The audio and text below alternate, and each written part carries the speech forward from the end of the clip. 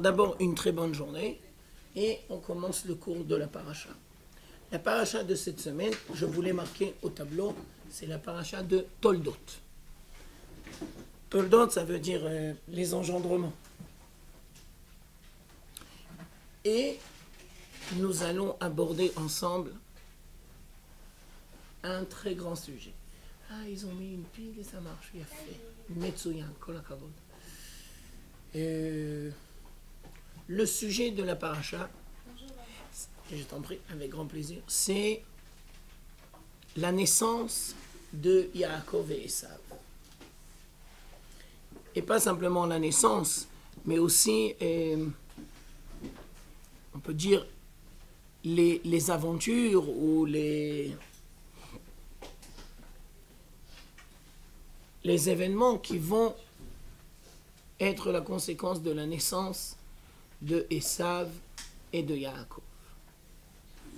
Alors d'abord, en guise de précision, parce que la paracha est une paracha difficile, qui demande à être bien travaillée, je ne sais pas si je vais arriver à bien le faire dans le temps qui m'est imparti, je tiens à préciser que dans l'histoire d'Israël, il y a 3 étapes. Ou dans l'histoire de nos patriarches, il y a 3 étapes. La première étape, c'est Abraham et Sarah. Et la conséquence de la première étape, c'est la naissance de Yitzhak et Ishmaël. Mais je tiens tout de suite à préciser que Ishmaël et Yitzhak, ils sont nés de 2 femmes différentes. On a d'un côté Sarah, et d'un autre côté, on a Agar. Donc on peut dire, de manière très résumée et de manière un peu simpliste, que c'est beaucoup plus simple, Abraham et Sarah. Pourquoi? Parce que tu vois la différence. La différence entre Yitzhak et Ishmaël, c'est la différence entre Sarah et Agar. C'était un peu compliqué, mais n'empêche que aujourd'hui, on commence la paracha avec Yitzhak et Rivka. Et Yitzhak et Rivka, c'est une femme. Mais elle a dans son sein 2 entités complètement différentes qui s'appellent Yaakov et Esav. Et ça, c'est une seule personne. Alors c'est beaucoup plus complexe, c'est beaucoup plus compliqué.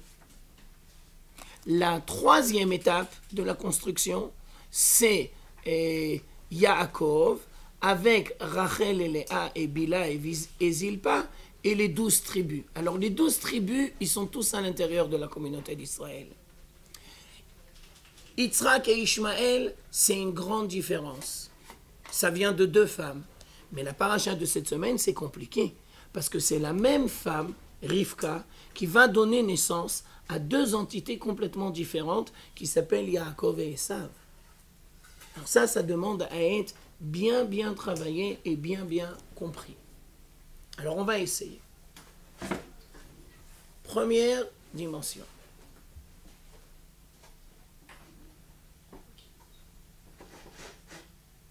La grossesse de Rivka est très difficile. Non. La grossesse de Rivka est très difficile. Et Rivka est interpellée. Et elle ne comprend pas ce qui se passe.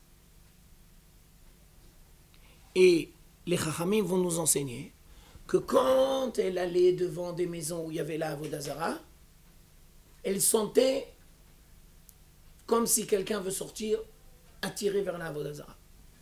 Et quand elle passait devant des maisons de prière, alors Rivka, elle est torturée. Ça veut dire quoi? Ça veut dire j'ai une entité dans mon sein et ils sont complètement contraires. Je m'excuse de vous donner cet exemple, parce que c'est un exemple difficile. Quoi? Ça veut dire j'ai un enfant schizophrène? Ça veut dire quoi? Ça veut dire j'ai un enfant qui a 2 entités complètement contraires. Alors Rivka est torturée. Et Rivka va décider d'aller de sa propre initiative à la yeshiva de Shem et de Ever. Et là-bas, on va lui donner l'explication de sa grossesse. Et on va lui dire, sache que tu as deux entités dans ton sein. Tu vas donner naissance à deux entités qui sont complètement opposées. Il y en a une qui va s'appeler Yaakov, et il y en a une autre qui va s'appeler Esav. Et donc, ce n'est pas un qui est complètement divisé, mais c'est deux. Je vous rappelle que dans le texte, Yaakov et Esav sont appelés jumeaux, mais ce sont des faux jumeaux. Et on va même dire qu'ils n'ont presque rien en commun. Alors pourquoi le texte va dire jumeaux? Le texte va marquer jumeaux, mais il va marquer de manière manquante. Ça veut dire qu'il ne va pas avoir un aleph. Quand tu prends le mot jumeau, il manque une lettre dans le mot jumeau. Ça veut dire, Béhémet, ce n'est pas de vrais jumeaux. C'est un grand sujet.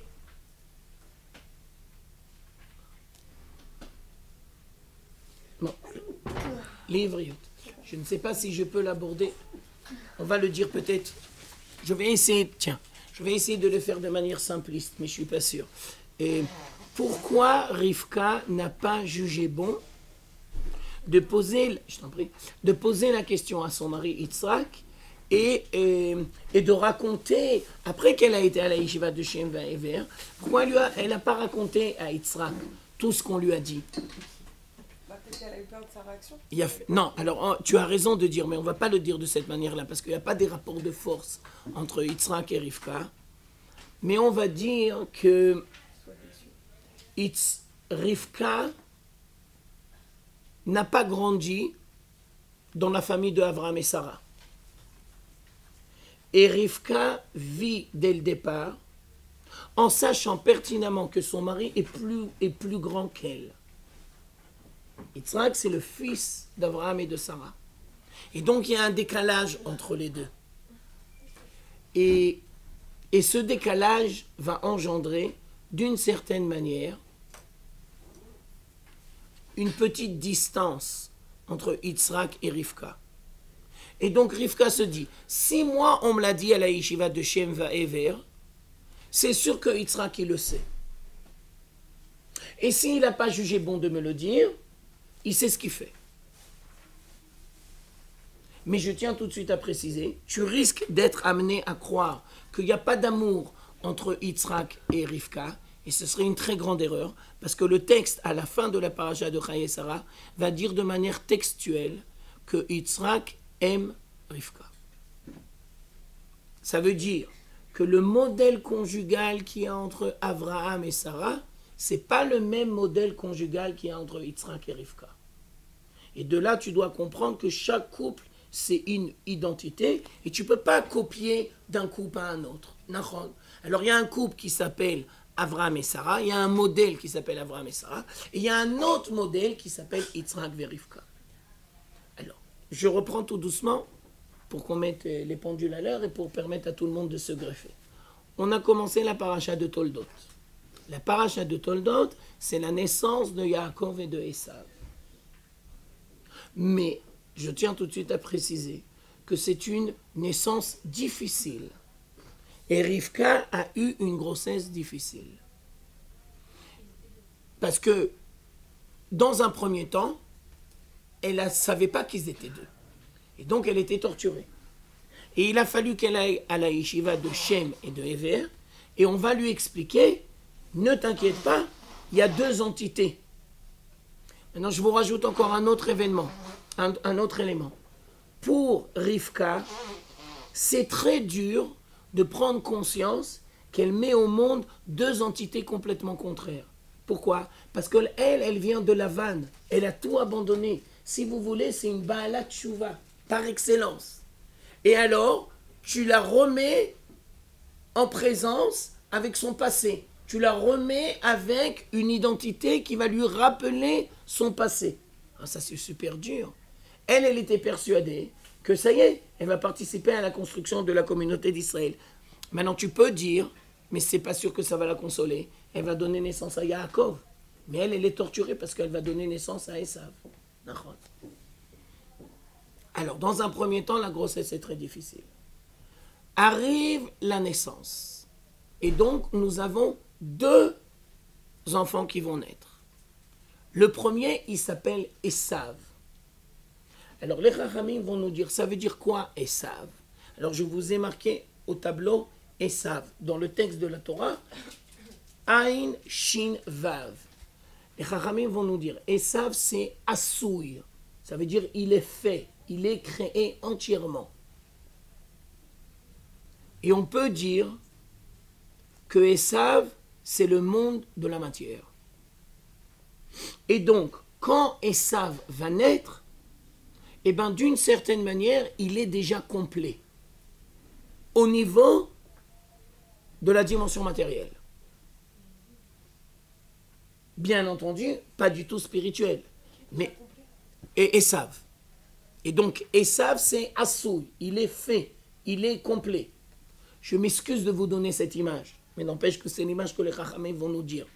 Dans le monde animal, quand tu vas prendre un poulain ou un dauphin ou n'importe quoi, eh ben, dès qu'il naît, il est complet, il est parfait. Il gère entièrement sa nature animale. Il n'a pas un long apprentissage. En ce sens-là, Esav, il ressemble au monde animal. Je n'ai pas dit que Esav, c'est un animal, mais il ressemble au monde animal. Qu'il y a une perfection matérielle qui arrive avec la naissance. Yaakov, c'est le contraire. Yaakov, il est incomplet au niveau matériel. Mais au niveau spirituel, il a son identité. Alors, si tu veux, il y a un antagonisme, il y a un choc entre Esav et Yaakov. Il y en a un qui est l'expression d'une dimension matérielle, et il y en a un autre qui est une dimension spirituelle. Et ça, on le voit dès la naissance.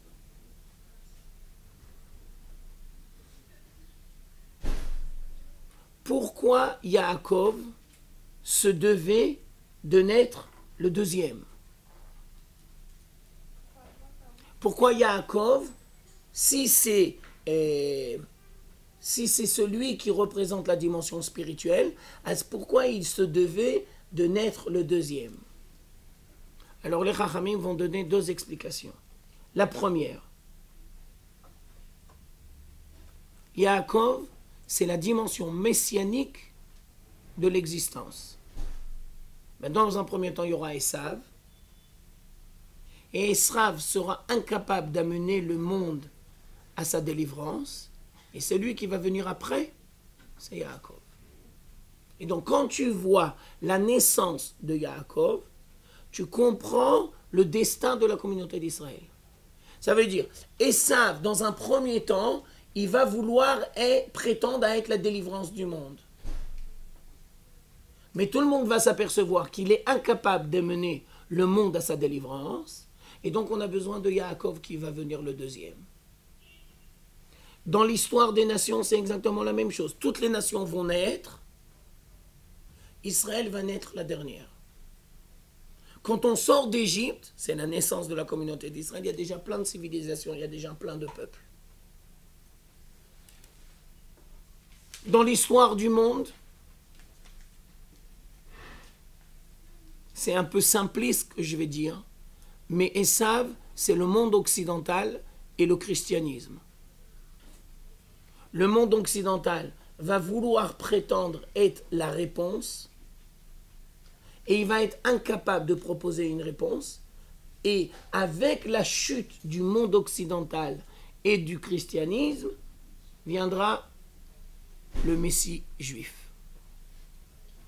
Et donc, forcément, Yaakov se devait d'être le deuxième. Les Chachamim vont aller encore plus loin dans leur analyse. Et ils vont dire que dans le monde dans lequel nous vivons, toujours il y a d'abord le développement matériel et après le développement spirituel. tu prends un enfant, il évolue matériellement et il arrive à l'âge de la bar mitzvah ou de la bat mitzvah. Alors tu peux dire, développement matériel, c'est Esav. Essence spirituelle, c'est Yaakov. Et bien toujours l'essence spirituelle, elle viendra après le développement matériel. Et donc forcément, quand tu vois la naissance de Esav et de Yaakov, tu comprends comment gérer correctement le monde matériel et le monde spirituel. Si vous voulez, c'est un bâtiment avec 2 étages. Tu ne peux pas arriver au deuxième tant que tu n'as pas construit le premier. Et donc tu as besoin d'abord de la dimension matérielle et après la dimension spirituelle. Non. Alors, je reprends. La paracha de cette semaine, c'est la naissance de Yaakov et de Esav. Et on s'aperçoit que aussi bien pendant la gestation, mais encore plus avec la naissance, on va voir une différence entre les deux. Et je précise que la différence entre Esav et Yaakov est d'une certaine manière beaucoup plus grande que la différence entre Yitzhak et Ishmaël. Bien sûr. Maintenant, plus les années avancent, et plus la différence, elle va s'exprimer de manière encore plus grande. Alors maintenant, le texte va nous dire, les enfants vont grandir. Et qu'est-ce qu'on va s'apercevoir? Esav, Ish, Yodea, Saïd. Il sait chasser. Et dans 2 minutes, je vais vous lire Rashi. Et à part ça, c'est un homme des champs. Et par contre, Yaakov, c'est un homme intègre qui est dans les tentes. Alors je reprends la traduction et je commence à expliquer. La différence qu'il y avait avec la naissance, et bien maintenant elle est en train de s'exprimer dans l'épanouissement de Esav et de Yaakov. Et plus les enfants grandissent, et plus tu comprends qu'ils sont entièrement différents. Alors comment ça s'exprime? Esav, c'est le monde matériel. C'est-à-dire que Esav, il a des capacités pour gérer correctement le monde matériel. Et donc quand il grandit, eh ben, il s'affirme dans le monde matériel. Et Yaakov, c'est la dimension spirituelle. Alors, maintenant je reprends le texte et je vous explique. Avec Rashi. Vaïgdelou anéharim, ça veut dire ils sont en train de grandir. Et maintenant on s'aperçoit de la différence. Si vous voulez suivre dans le texte, mais ce n'est pas obligatoire, on est au chapitre 25 et c'est le verset 27.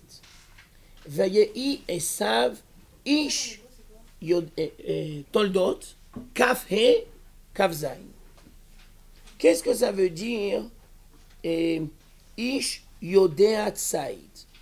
Alors Rashi va nous donner une première explication. La tsoud veleramot et aviv bepiv. Ça veut dire, au niveau des capacités de Esav, il est capable de cacher sa vraie identité. Et il sait se faufiler. Et il sait se présenter à son père sous une fausse image. Et il sait chasser. Pas encore chasser au sens matériel. Chasser dans le sens où tu caches ta véritable identité. Et comment ça se présente? Comment ça s'exprime? Il pose des questions à son père, style des questions de religion, mais il en a rien à foutre. Et donc, quand tu vois Esav et que tu écoutes Esav, tu as l'impression qu'il est intéressé et qu'il est branché et qu'il est préoccupé et qu'il veut avoir des réponses. Mais en fin de compte, pas du tout, pas du tout. C'est un chasseur. Maintenant, je vous explique. Rashi va nous dire dans un premier temps, il est chasseur au niveau spirituel. Et après, Rashi va nous dire, mais tu sais, il est aussi chasseur au niveau matériel. C'est quoi un chasseur? Eh bien, c'est quelqu'un qui met des pièges. Nahon. C'est quelqu'un qui met des pièges. Ça veut dire, je m'excuse de vous donner cet exemple-là. Tu vas mettre du fromage et donc la souris, elle va venir et elle est persuadée que oui, mais... D'accord? Eh bien, Esav, c'est un chasseur. Et il faut bien comprendre que Esav, c'est un chasseur au niveau spirituel et au niveau matériel. Saïd, c'est chasser. Et puisqu'on apprend l'hébreu, alors les Chachamim vont nous dire que l'origine du mot chasser, c'est tsad. Tsad, c'est être à côté, dans l'intention de piéger. Tu te mets à côté, mais en fin de compte, tu veux piéger. Deuxième élément, ish sadeh. Ish sadeh, ça veut dire qu'il sait dans les champs, il est dans les champs, il sait gérer le monde matériel.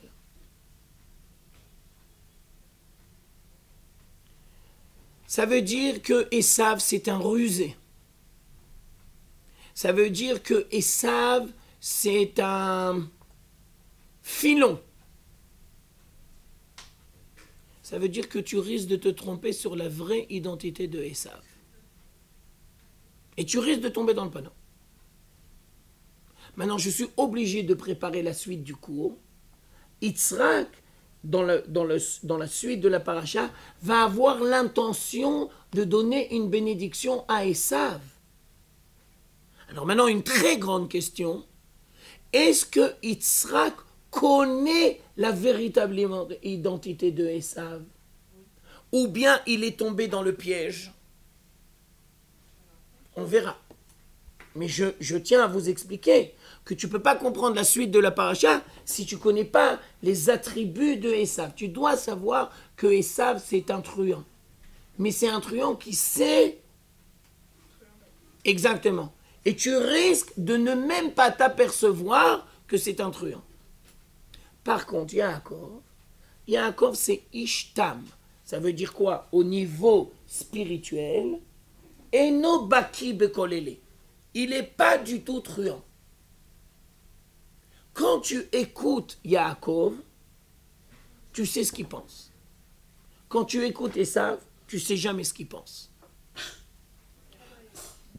Tu peux comprendre que Esav sait être hypocrite.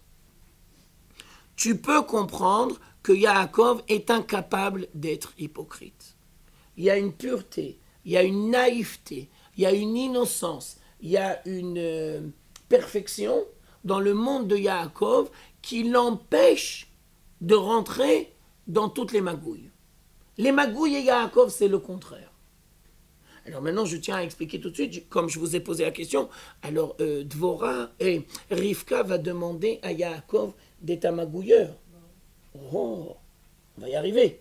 Mais d'abord, dans un premier temps, tu dois comprendre que Yaakov, il est incapable d'être magouilleur.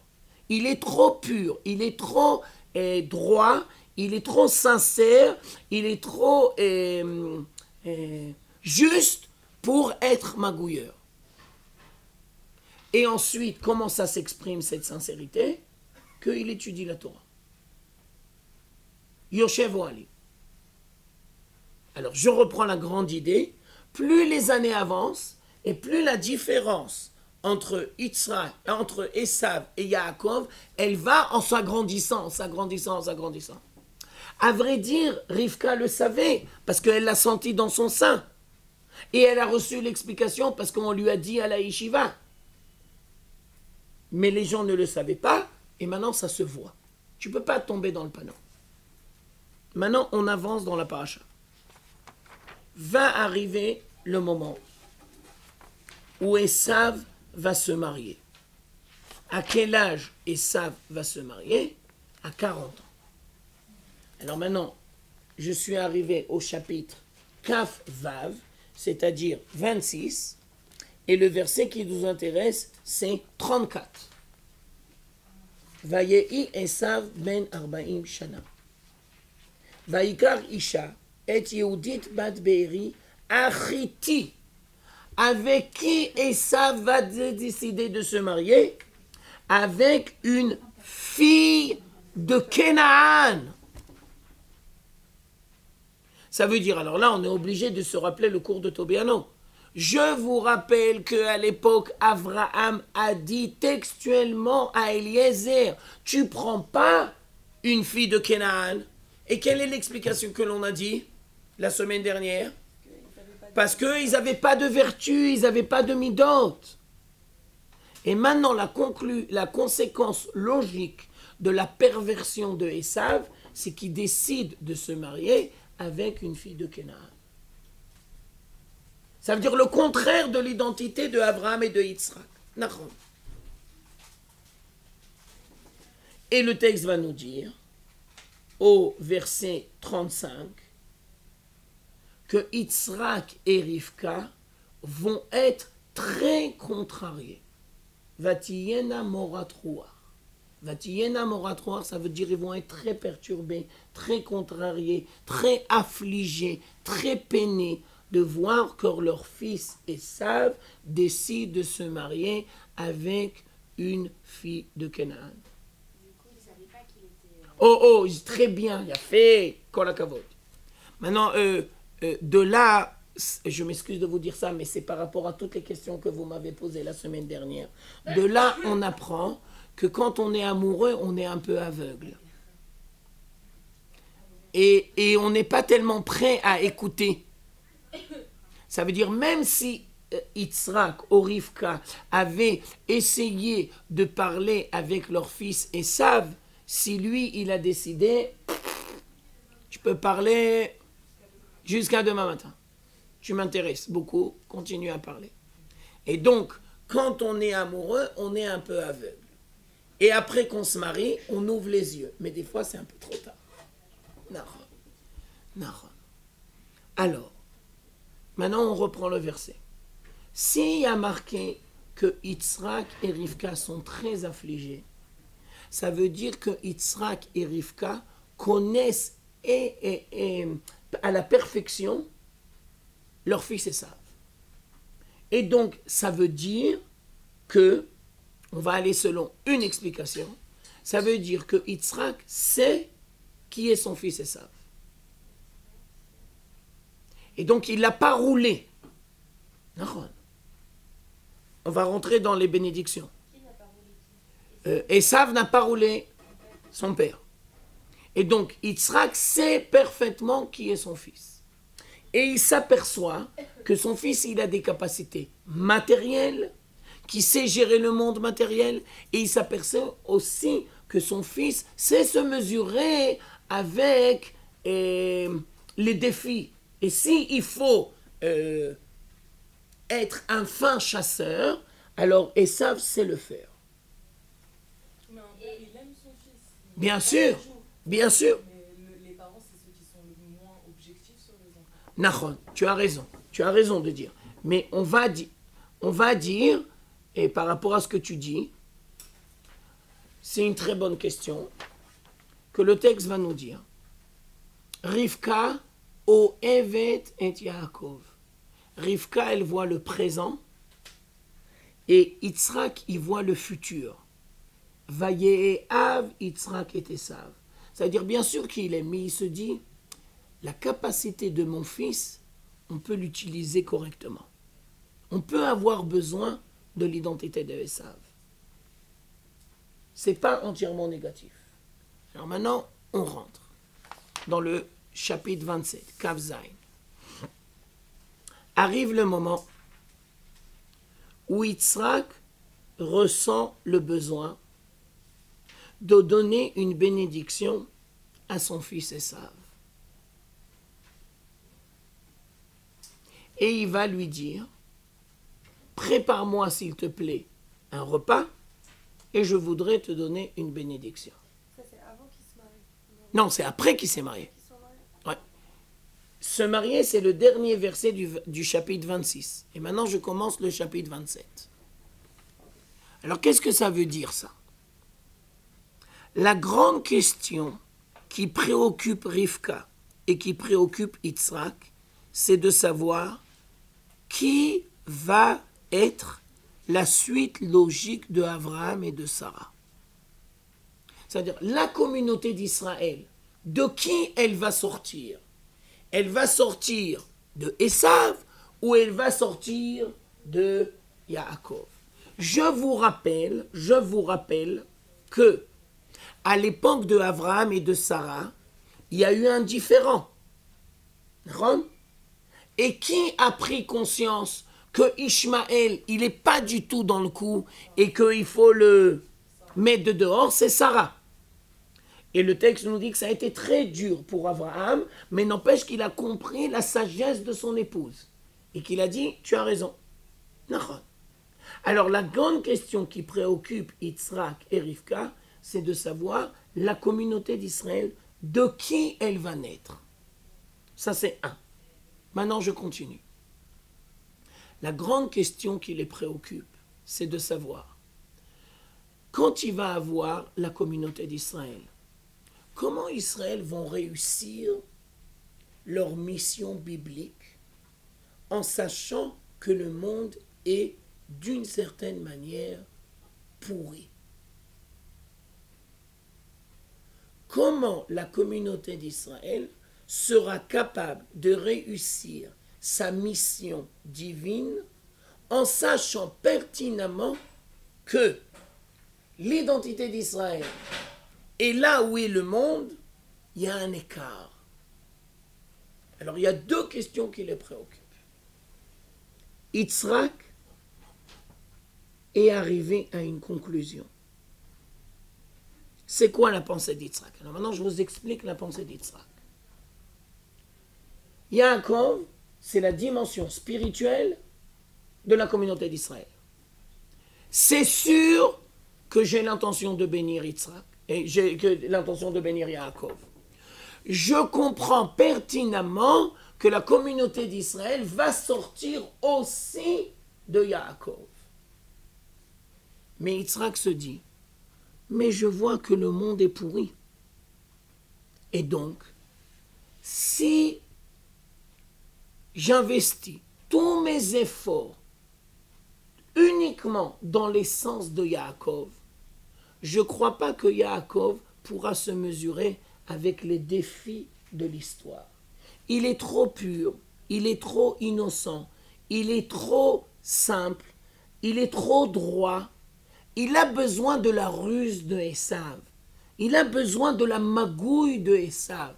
Si Israël veut réussir son entreprise, il se devra forcément d'avoir les capacités de Esav. Alors, Yitzhak se dit, peut-être je peux apprendre à Yaakov d'être rusé. Non, ça ne marchera pas, ça ne marchera pas. Alors, qu'est-ce que dit Yitzhak? J'ai trouvé une solution. Je vais donner une bénédiction matérielle à Esav dans l'espoir qu'il sera capable d'être avec Yaakov et donc ensemble, ils vont faire venir la délivrance. Yaakov va amener la dimension spirituelle et si on a besoin de la magouille, Esav sera là pour l'aider. Vous comprenez la logique de Yitzhak? Ça veut dire, je vous rappelle le texte, et c'est très profond ce que je suis en train de dire. Le texte nous dit qu'ils ont vu qu'Esav va se marier avec les filles de Canaan. Ça veut dire quoi? Ça veut dire que Yitzhak sait que Israël devra se mesurer avec les peuples de Canaan. Puisque la terre d'Israël se devra de revenir à la communauté d'Israël. Donc il faut se mesurer avec les peuples de Canaan. Je m'excuse, mais que je m'excuse. Mais ce que je suis en train de vous expliquer, ça s'appelle Arnof. Ça veut dire si la communauté d'Israël se doit de réussir son entreprise divine, alors ils doivent savoir avec qui il faut se mesurer. Et si Yaakov, il est trop juste, trop droit, trop innocent, trop pur, il sera incapable de se mesurer avec ces barbares. Alors, selon la logique Yitzhak, maintenant je t'apprends la logique de Yitzhak, Esav va aider Yaakov dans la réalisation du projet divin. Et selon la logique de Yitzhak, Esav et Yaakov peuvent ensemble participer à la réalisation du projet divin. Yaakov, il va amener la dimension spirituelle et Esav, il va l'aider là où Yaakov, il est un peu manquant. D'accord? Ça, c'est la logique de Yitzhak. Ça veut dire qu'il part du principe qu'il y a un partenariat entre les deux. Il y a fait Meot. Metsuyan, tu as entièrement raison. Concrètement, ça veut dire qu'ici en Israël, par exemple, il faut qu'il y ait des religieux comme des Chayalim qui sont... Alors là, tu vas très loin. Non, parce que j'essaie de comprendre. Bien sûr. Et ça Nahon. Alors, Nahon, tu as raison. Alors, après, je me dois de t'expliquer Dvorah. Mais je me dois de t'expliquer Rivka. Et je me dois de t'expliquer que Rivka, c'est elle qui a eu raison. Et pas Yitzhak. Mais maintenant, on est en train d'expliquer quelle est la logique de Yitzhak, qu'il a voulu donner une bénédiction à son fils Esav. Qu'est-ce qu'il a vu dans son fils Esav pour qu'il ait envie de lui donner une bénédiction? Alors on explique à la lueur de nos chachamim. Quand il veut lui donner une bénédiction, c'est pas une bénédiction comme le père qui doit donner une bénédiction à ses enfants. Non, c'est pas ça la question. La question c'est comment la communauté d'Israël va réussir sa mission divine. Comment la communauté d'Israël va continuer son aventure. En sachant pertinemment que, alors Yitzhak qui dit, en sachant pertinemment que Yaakov, il est spirituel. Oui, mais Yaakov tout seul, il risque de se faire bouffer. Il risque de ne pas arriver à gérer correctement. Il risque d'arriver à l'échec. Il a besoin de l'aide de Esav pour réussir son entreprise. Mais à ce moment-là, va intervenir le génie féminin qui s'appelle Rivka. Et Rivka va enseigner deux choses à Yitzhak, à son mari. Première chose, elle va lui dire, de Esav, tu peux rien attendre. Si tu crois que tu peux gérer correctement les capacités de Esav, si tu crois que Esav sera intéressé à aider Yaakov dans sa mission divine, dis Rivka, c'est mon rôle de te dire, tu peux rien attendre de Esav. Esav, il est trop dangereux, tu joues avec le feu, mon cher mari, tu joues avec le feu. Et donc, la communauté d'Israël, dit Rivka, ne peut pas et ne doit pas naître de Esav. Je vous rappelle qu'elle le sait, parce qu'on lui a dit prophétiquement au début de la paracha. Et je vous rappelle qu'elle n'a pas dit à son mari, de peur de le blesser, et en étant persuadée que lui, il sait ça. Mais d'un autre côté, il faut donner une solution. Le monde est pourri. Et la communauté d'Israël doit faire son rôle. Alors, Rivka, elle a une idée géniale. Une idée extraordinaire. Elle va dire à son fils Yaakov, tu vas aller à la place de Esav. Yitzhak voulait donner une bénédiction, tu dois la recevoir. Mais, comment tu vas te présenter devant ton père? Non. Et j'ai expliqué au début du cours, peut-être j'y arrivé un tout petit peu en retard. Alors j'ai dit que elle ne veut pas blesser son mari, d'accord? Et d'un autre côté, elle sait des dimensions que son mari ne sait peut-être pas. Et elle ne va pas le blesser en lui disant, tu sais, moi je sais, et toi, est-ce que tu sais ou pas? Alors qu'est-ce que fait Rivka? Elle va dire à son fils, quand tu vas te présenter devant Yitzhak, je t'interdis de changer ta voix. Tu devras parler à ton père avec la voix de Yaakov. Ça veut dire quoi la voix? Ça veut dire toi, tu as une dimension spirituelle, tu te dois de la garder. Tu es obligé de garder ta dimension spirituelle. La communauté d'Israël passe par Yaakov. C'est la dimension spirituelle. Mais Rivka va dire, mais tu sais mon fils et Yaakov, si tu as uniquement la dimension spirituelle, jamais tu pourras y arriver. Ils sont trop barbares. Ils sont trop cruels. Ils sont trop méchants. Ils ont trop la soif du sang. Alors, qu'est-ce que tu dois faire? Tu dois avoir les mains de Esav. Tu dois apprendre à développer en toi des capacités matérielles, sans abandonner la dimension spirituelle. Je reprends depuis le départ. Yitzhak pensait que Esav et Yaakov auraient pu faire le boulot ensemble, à deux. Et donc, Yaakov serait le représentant de la dimension spirituelle. Et si on a besoin des capacités de Esav, Esav sera là pour compléter. Rivka lui dit, ce modèle-là, il n'est pas possible pour l'instant. C'est impossible. Esav, il est trop mauvais dans son essence. Tu joues avec le feu. Mais d'un autre côté, va dire Rivka à Yaakov, si tu restes uniquement spirituel, tu ne pourras jamais amener le monde à sa fin. Tu dois apprendre à gérer le monde matériel. Tu dois apprendre à avoir les mains de Esav. Mais dit Rivka, fais attention, tu ne dois pas devenir Esav. Et tu ne dois pas être que Yaakov. Alors Yaakov, il dit, alors qu'est-ce que je dois être? Tu dois être la voix de Yaakov et les mains de Esav. Maintenant, je vous pose, puisque tu m'as posé la question, 2 questions pièges. Alors, je vous demande de bien réfléchir avant. Première question. Qui a raison?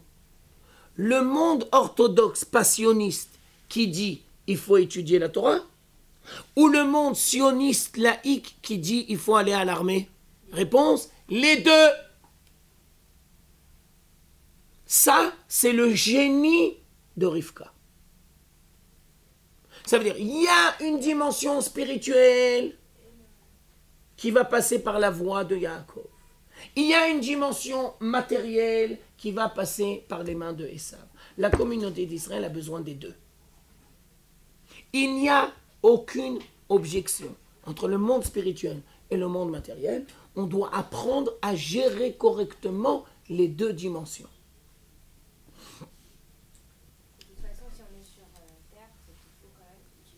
Bien sûr, exactement.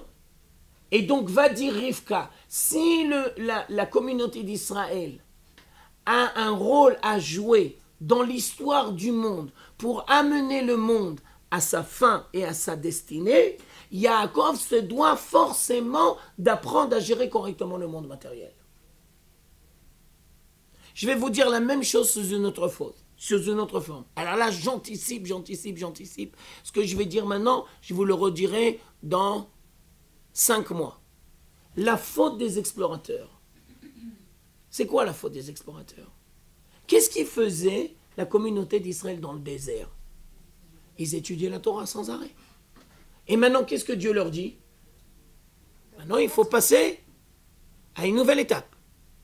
Et il faut apprendre à gérer le monde matériel, sans oublier la communauté d'Israël a réussi, oui ou non? Non.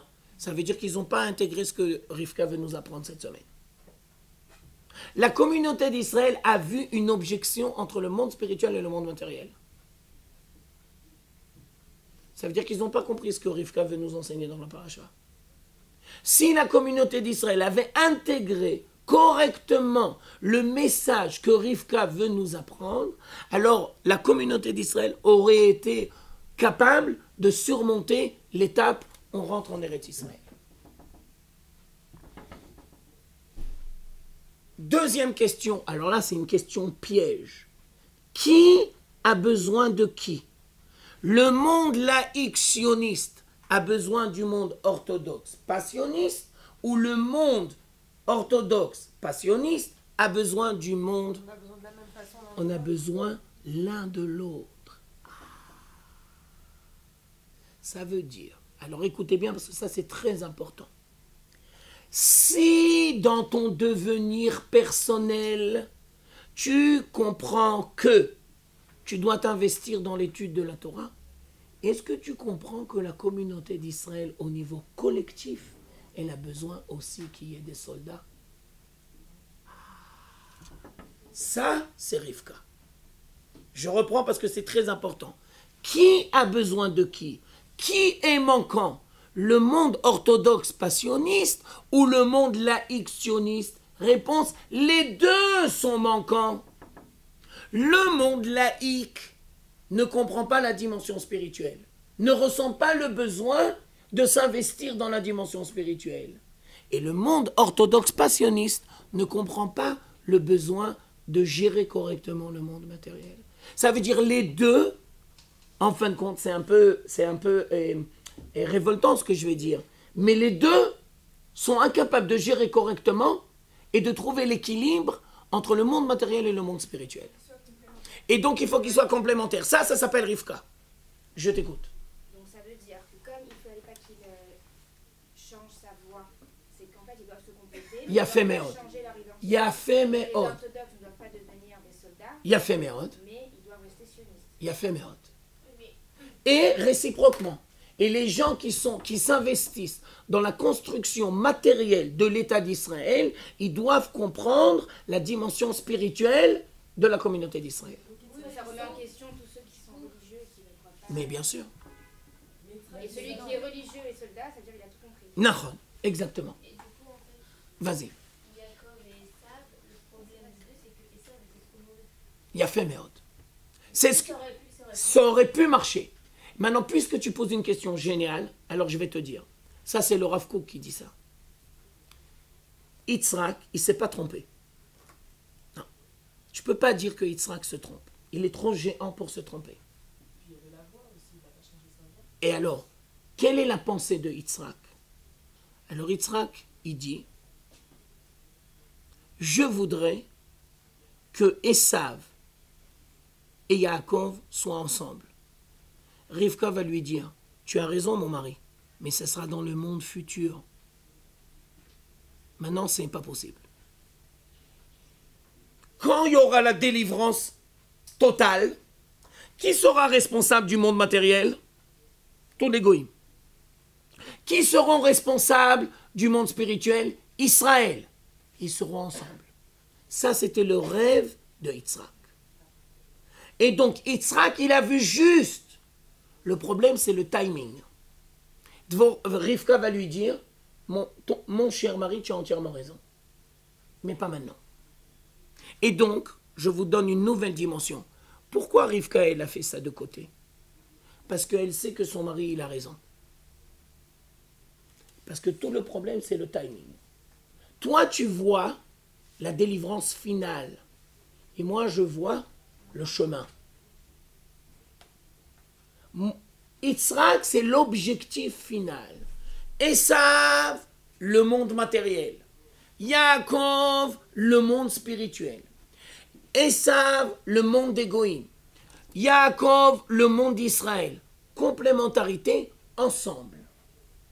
Ouais, mais ça, c'est les temps messianiques, ça, c'est la fin du monde. Rivka va lui dire, pour l'instant, c'est pas possible.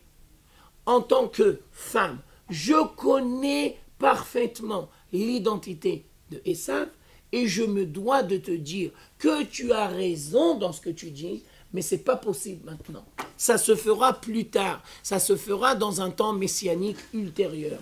Pour l'instant, Yaakov est obligé de se mesurer avec les défis du monde matériel et il doit apprendre des capacités de Esav sans devenir Esav. Les mains, mais pas l'identité. Je t'écoute. Si on regarde plus tard dans Bereshit, en fait, on voit que Yaakov, il a bien appris cette leçon dans le sens où comment il se comporte avec Lavan, avec l'histoire des... Il a fait, mais tu as entièrement raison. Mais ma question devient alors pourquoi dans Shrem, justement, il n'y a pas eu ça. Oh, génial. Oh, j'ai posé une grande question. Vous avez pigé la question? Ouais, c'est ça le truc. Alors, je vais te dire une réponse. Je vais essayer de te donner une réponse, mais on va pas faire un grand truc parce que les filles sont pas au courant de truc.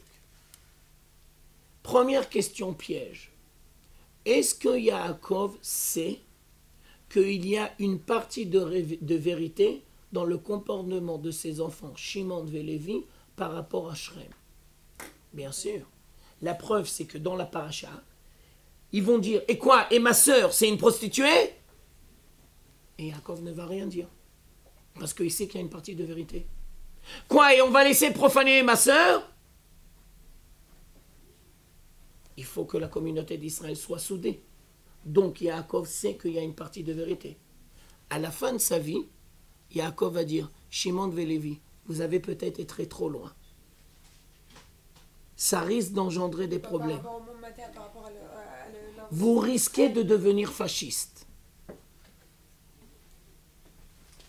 Ça, c'est Yaakov à la fin de sa vie. Tu comprends? Alors, il faut bien voir le comportement de Yaakov. Il y a sur le moment et à la fin de sa vie. Alors maintenant, je reprends le développement du cours. Nous sommes dans la paracha entre Esav et Yaakov. Et en fin de compte, la paracha nous invite à réfléchir sur la différence entre Yitzhak et Rivka, comment se positionner par rapport à Yaakov et Esav. Et on a vu qu'il y a un différent. Maintenant, si j'ai bien expliqué, alors maintenant je fais une question pour moi, pour voir si j'ai bien expliqué. Qui a raison, Yitzhak ou Rivka? Il a fait merde. Ça veut dire que je suis arrivé. Ça veut dire, ne crois pas qu'il y en a un qui a raison et qui a l'autre est tort. Mais non, mais c'est les géants, c'est les fondements de la communauté d'Israël. Ne crois pas qu'il y en a un qui a raison, qu'il y en a un qui a un tort. Les deux ont raison. Le problème est de savoir à quel moment. C'est les deux temps, voilà. Yitzhak, c'est les temps messianiques ultimes, final. Rivka, c'est maintenant. Je m'excuse. Mais c'est ce que j'ai voulu dire, c'est ce que j'ai voulu vous dire tout à l'heure. Yaakov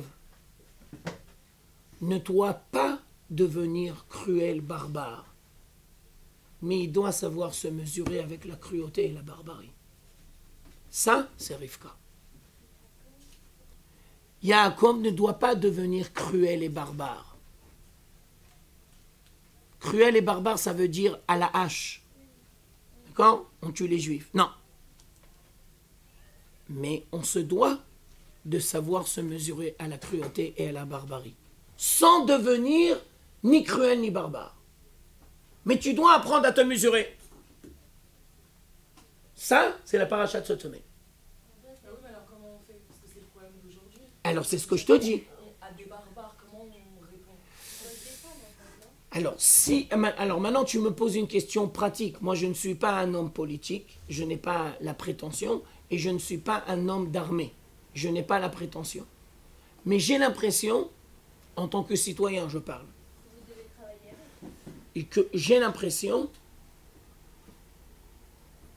que dans la conception israélienne aujourd'hui, il y a des grandes lacunes. Et quand on n'est pas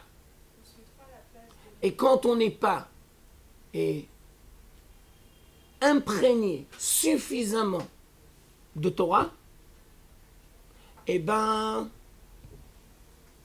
on donne une justification à des choses qui sont injustifiables.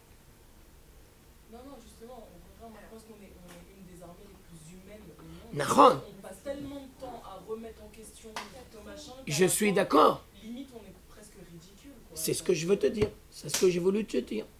Ah, et étudier plus la Torah, alors ça nous renforcerait plus. Mais bien sûr. Mais bien sûr. Parce qu'on doit savoir qui on a en face de nous. Et Rivka a compris que Yaakov se doit aussi d'avoir les mains de Esav. Je te donne un exemple bête et méchant. Si à Jérusalem, c'est théorique, hypothétique, si à Jérusalem, il y a des terroristes, alors toi, tu mets des bétons comme un imbécile là où il y a le train, tu passes ton temps à te défendre, peut-être tu attaques. Au lieu que tu passes ton temps à te défendre, prendre l'initiative. Je vais encore plus loin dans mon analyse. Si on est tellement préoccupé par ce que les goïms vont penser de nous, ça veut dire qu'on n'est pas suffisamment proche de Dieu. Et on est tellement proche des goïms que l'on tient tellement compte de ce que les goïms vont nous dire et penser sur nous, qu'à la fin du compte, on oublie ce que Dieu nous demande. On n'arrive pas des situations qui nous sont données, c'est Dieu qui nous les donne.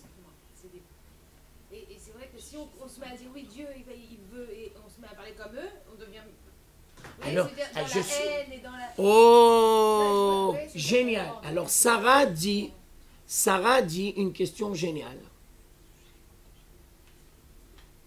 Alors, regarde, je vais essayer de donner certains éléments de réflexion. Pas de réponse, mais de réflexion. Si le monde occidental est tellement laïque et tellement dans la débauche, ça veut dire que forcément, il va engendrer l'extrémisme islamique religieux. Je reprends. Qui est responsable du fondamentalisme islamique religieux? La perfection du monde occidental. C'est toi qui les fais grandir. Ça veut dire que tu es tellement dans la débauche que tu engendres l'extrémisme de l'autre côté. Non. Aujourd'hui, une famille, on dit 2 hommes ou 2 femmes. Non. Ça veut dire que tu comprends dans quel monde on vit. Alors je me permets de compléter ma réflexion et de vous dire, et Israël, où il est? Ben, Israël, il est au milieu. Et il doit proposer une réponse à la débauche du monde occidental et à l'extrême fondamentalisme islamique qui parle au nom de Dieu. Maintenant, c'est une question piège. Qui profane le nom de Dieu? La débauche du monde occidental ou les extrémistes islamiques religieux? Les deux! Et donc, c'est le rôle d'Israël de proposer une réponse qui sera capable de relever les défis du monde occidental perverti et les extrêmes religieux islamiques complètement fous. Mais les extrêmes islamiques, ils sont alliés aux trucs occidentaux. Bien sûr. Alors c'est ce que j'essaye de te dire. Si la communauté d'Israël va retrouver sa véritable identité dans sa relation avec Dieu et la Torah et la terre d'Israël, elle sera capable de proposer une réponse à la débauche occidentale et à l'extrémisme religieux. Si tu veux, je vais te le dire de manière un peu crue. Tu sais pourquoi il y a la débauche du monde occidental et pourquoi il y a les extrémismes religieux islamiques? Parce que Israël, il n'est pas Israël. Et donc, tant que Israël ne sera pas Israël et qu'il ne va pas proposer une troisième réponse, alors eux, ils vont tomber complètement dans l'égarement. Je te donne la même image au sein d'une famille. S'il y a un gosse qui décide de ne pas devenir religieux, est-ce que ça veut dire que d'une certaine manière, le monde religieux est responsable? Ben oui. Parce que si tu lui avais proposé une bonne réponse, eh ben, il aurait choisi. Alors bien entendu, il y a toujours le choix, mais n'empêche que toi, tu dois proposer une bonne réponse. Mais ça, il n'a pas suivi la réponse de ça. Alors c'est ce que j'essaye d'expliquer. Rivka, elle est en train de nous donner comment Israël doit proposer une bonne réponse. En ayant la main des sables. Et il faut aussi la dimension spirituelle. Ça veut dire, je t'explique. Ça veut dire qu'elle a quand même proposé de les doubler. Hein. Bien sûr. Ça veut dire, je t'explique. Par rapport à la débauche du monde occidental, il faut la voix de Yaakov. Il faut qu'on tape comme les... Bidiouk. Et par rapport à l'extrémisme fondamentaliste islamique, tu dois leur dire que Dieu n'attend pas peut-être de vous que tu deviens des barbares et des fascistes et des extrémistes. Ça veut dire, si toi tu as la cruauté en toi, c'est ton rôle de te travailler. La Gemara va dire, s'il y a quelqu'un qui est né, par exemple, selon une certaine étoile, qui est très dur, eh ben il devra devenir shochet, ou il devra moël, mais il ne devra pas devenir un criminel. Ça, c'est le rôle d'Israël par rapport au fondamentalisme islamique. Vous connaissez Allah Akbar. Dieu, il est Gibor. Alors on doit vous dire, vous avez raison que Dieu, il est aussi Gibor. Mais Dieu, il n'est pas que Gibor, il est aussi Rahman. Vous avez sans arrêt un langage biblique. Vous avez raison, mais ce n'est pas le seul. Alors si tu passes ton temps à dire Allah Akbar, Allah Akbar, Allah Akbar, tu engendres la cruauté, tu engendres la barbarie. À ce moment, tu dois pas dire vous n'avez pas raison, tu dois dire vous avez raison, votre message il est manquant. Je t'écoute. Il n'y a pas de mesure, parce qu'il y a des Israéliens qui ont la foi en Dieu, qui ne pratiquent pas, comme il y a des orthodoxes qui vivent en Israël, qui aiment Israël, mais pas pour autant qui vont à l'armée. Il a fait, mais... Alors, tu poses une question géniale. Et donc, on va dire... Hein? Ben, il faut dire que vous êtes un groupe très, très génial. Ça, je l'ai toujours dit. Depuis le premier jour que je suis arrivé en Elul, je l'ai dit. Et je vous l'ai dit à vous. Toi, tu n'étais pas encore là. Tu n'étais pas encore là, mais moi, je l'ai déjà dit. Moi, je l'ai déjà dit. Et après, je l'ai dit aussi à Rivka plus d'une fois. Alors, je reprends par rapport à par rapport à la question que tu viens de me poser. Alors, ce que je suis en train de dire, c'est que nous avons 2000 ans d'exil derrière nous. Ça veut dire qu'on est tous manquants. Ça veut dire qui doit faire tchouva? Le monde laïque ou le monde orthodoxe? Ben, tout le monde. On est tous manquants.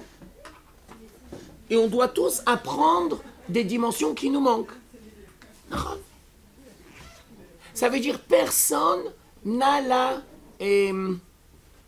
personne ne détient la vérité. La vérité, elle est un peu chez tout le monde. Mais en Israël, elle se rapproche plus quand même des Datim. Je ne suis pas sûr, parce que ça voudrait dire que nous sommes des gens orgueilleux, qui sont incapables de comprendre les valeurs des autres. Alors jamais on dira une chose pareille. On dira plus, nous avons le devoir d'apprendre de tout le monde. Et nous sommes manquants. On est tous manquants. Non. La juste mesure, c'est ce que Rivka a voulu nous enseigner. Tu dois apprendre à gérer correctement le monde matériel et le monde spirituel. Après les pratiques, etc. Non, alors si tu me demandes la réalisation pratique dans la vie de tous les jours, tu dois comprendre qu'il n'y a aucune objection. Et donc, par exemple, je te donne des exemples. David Amelech. David Amelech, il va à l'armée? Oui. Il a investi dans le monde de la Torah? Oui. Quoi? On doit tous être comme David Amelech? Oui. Donc il faut pratiquer et l'armée et Non. la Torah à la maison. Non. Pas un ou l'autre. Non. Et la croyance, la foi en Dieu ne suffit pas. Si, ça veut dire, c'est la foi en Dieu qui te donne les capacités de gérer correctement le monde matériel et le monde spirituel. Et pourquoi je te donne l'exemple de David Amelech? Alors, je fais attention parce qu'on est bientôt, il est 10h05, on doit faire une pause et après les questions. Et nous sommes dans l'étape de l'histoire d'Israël qui s'appelle le devenir messianique du roi David. Mashiach ben David. Mashiach ben Yosef, on l'a déjà fait. Maintenant, on est Mashiach ben David. Donc, l'exemple qu'on doit avoir en tête, le modèle, si tu veux, la référence, c'est David Amelech. Au niveau pratique, au niveau individuel et au niveau collectif. Dernière question avec ta permission. Alors, oui, mais Rivka, c'est quand même servi de la ruse pour un bébé. Ben justement, c'est justement, ça veut dire, puisque elle vient de Bethuel et de Lavan, elle est capable de se mesurer à la ruse de Esav. Parce qu'elle la connaît, elle a grandi avec. Et donc elle sait la gérer correctement. Yitzhak, qui a grandi chez Abraham et Sarah, il est à milieu de s'imaginer. D'accord? Et donc, par rapport à la ruse négative de Esav, on a besoin de la ruse positive de Rivka. Ok, non, voilà, alors c'est ça. Donc la ruse positive, c'est une bonne valeur. Nahon. Ça veut dire, on va dire comme ça. La ruse négative, c'est un objectif. La ruse positive, c'est un moyen. À partir du moment où la ruse va devenir un objectif, ça veut dire que tu t'es planté au niveau spirituel et moral. La ruse, tu en as besoin parce que c'est un moyen, mais ce n'est pas une fin. Vous avez dit la ruse négative est un moyen. La ruse négative, non, la ruse négative est un objectif. Ah, ben alors, Est un objectif. Ça veut dire que ça devient une fin. Tu fais tout pour. Non. L'armée d'Israël se doit d'écouter des conversations téléphoniques. Ouais, on est obligé. On voudrait ne pas le faire, mais on est obligé de le faire.